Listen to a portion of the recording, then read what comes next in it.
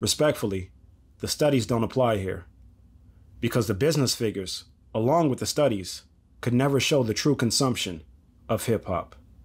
On a random Wednesday morning in late 1999, I would step off the school bus in my clean $35 all-white Reebok Classics with my pants most likely Anchor Blue or Boss or something else out the Miller's Outpost clearance store, rubber banded at the bottom so that the jeans wouldn't bleed on my kicks, a white Pro Club, a FUBU shirt, a Tommy jacket, a Hawaiian flower shirt, and believe me, they were in. Or something else that I borrowed from Preem or Bezel would have me right up top. First and foremost, I was headed to the donut cart to get me a glazed twist, yes sir. But the second most important thing that morning was to find T. Mitch. And believe me, it was a race. Cause T. Mitch was one of the few people back in 1999, and the only one that I could remember at Mojave that had the combination of a home computer with the internet and a CD burner. And if you didn't get to T. Mitch soon enough, you wasn't getting that Dre 2001 or that Q-Tip amplified. All he was gonna have left was an unsold copy of that Pharoah Monch, Internal Affairs. New York City gritty committee pity the fool that act shitty in the midst of the condo witty. And believe me, it was still worth the $5. But it wasn't that breathe and stop, for real, and give me what you got. I said, it wasn't that.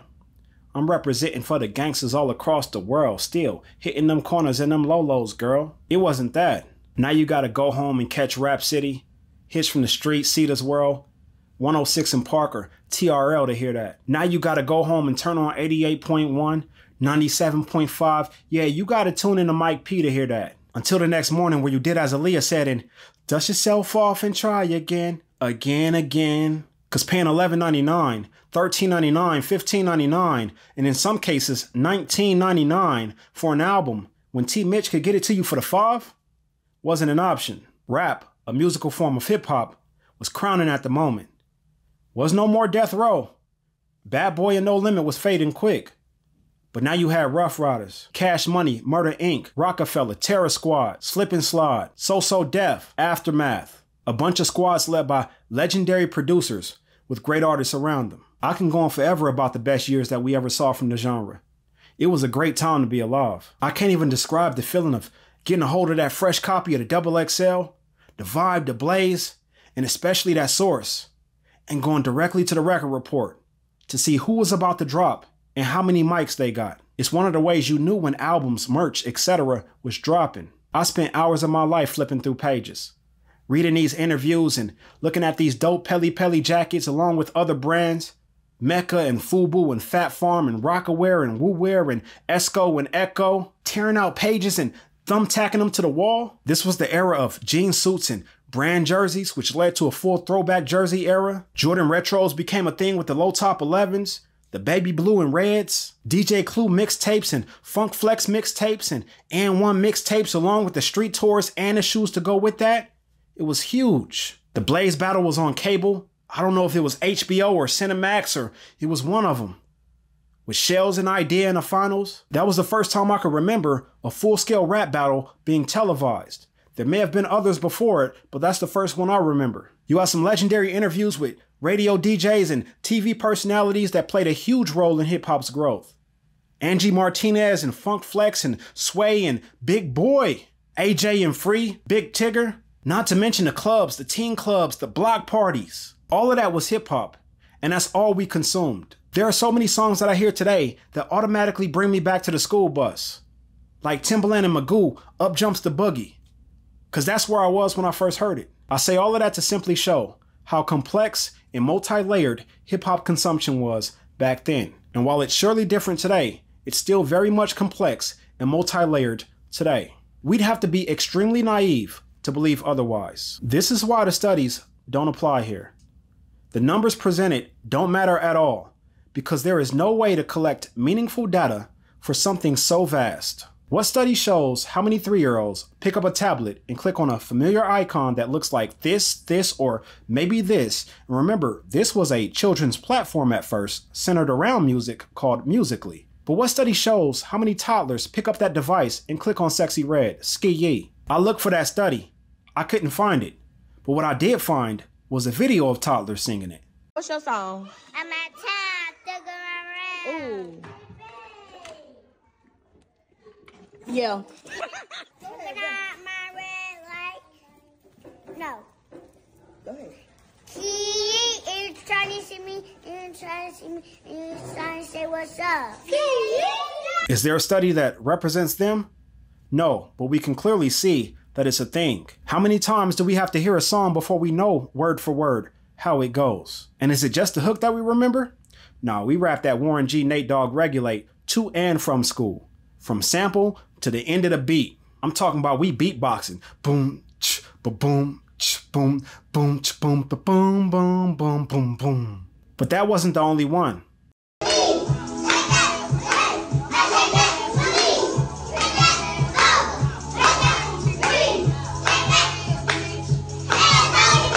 And at least the adult who filmed it made sure to tell him not to curse. Yeah, they be quiet, but when she leave, they be cursing again. And those are just the incidents that are on camera. There's plenty of life that goes on when the red dot isn't flashing. How much hip hop is consumed through film?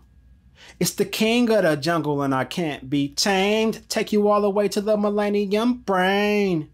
Yeah, I bet an image of a popsicle truck on Gold Dayton's just popped up when Threat started spitting those rhymes. And an image of Faison fixing his perm as Big Worm popped into your head when the song went off. I just got finished watching Eli Skate God and G-Nerd do they thing for the 901 in front of that red convertible Mustang. That Tommy Richmond, $1 Million Baby, man, that's a clean track. That was my first time hearing it. This is why I shake my head when we talk about real life issues like music that's destroying the black community. And people respond with focus group study numbers. Real life has nuance. Now, I don't doubt for a second that there's a healthy number of white people that consume hip hop, or even that they make the majority of the purchases. I mean, to say that 75% of a country's population consumes 75% of a product, what are we really saying? They consume their fair share? But I never needed a study to tell me that. Eminem has 3 diamond albums and another album that came just shy of that. The Beastie Boys has a diamond album. A diamond album is an album that sold more than 10 million copies. And yeah, there were some black dollars that contributed to that. After all, M was Aftermath.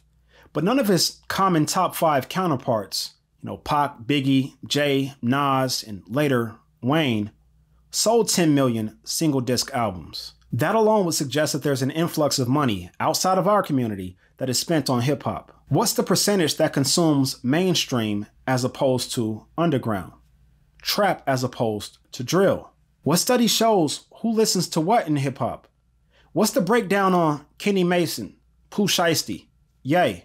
How about Buddy, Jeezy, Drake, Dolph, Jack Harlow, Eastside Johnny, Kung Fu Kenny, Dat Mexican OT, Cold World? What about 3 Stacks, Eminem, Unwell, Esco of course, Fig Row Q of course, Reason, D Smoke, Tech Nine? Those are all very different artists, but all are under the umbrella of hip hop. And only one was mentioned in that video. And I bet the people who are online quoting statistics of hip hop consumption couldn't tell me who that was. But a 9-year-old in the hood could tell me in a heartbeat. When I said destruction is being marketed to our communities, I featured artists that are marketing destruction to our communities. So again, the studies don't apply here. What we have clear evidence of is a healthy amount of our youth listening to and mimicking a destructive product that is being directly marketed to them. And when we say, oh, it's hip hop, we're being lazy. No, who is it in hip hop? See, the artists that I featured aren't the artists that are faking. Oh no, they really about that life. They are really living what they're rapping. Most are telling on themselves in the process, but they are really riding with them sticks, really letting them things go. They are really out here on their hoochie mama-ish. They aren't just advertising destruction. They are causing destruction.